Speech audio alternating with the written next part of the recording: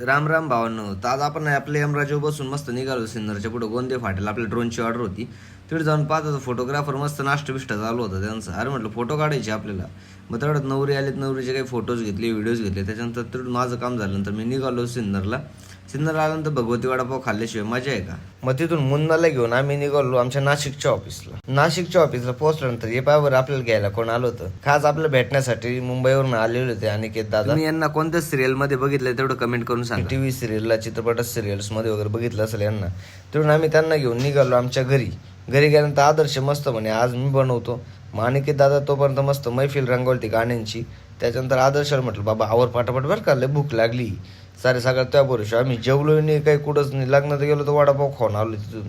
आवर पटक्यात पाऊस चालू झाला. मग तो म्हणे थांबा सर 5 मिनिटं. तेवढं शिजलं, तेवढंच बसलो खायला बघा कोण कोण होतं. ऋषी ब्लॉगर पण होते आपल्यासोबत. मग अनिकेत दादा म्हटलं कसं लागलं, म्हणे भावा एकच नंबर.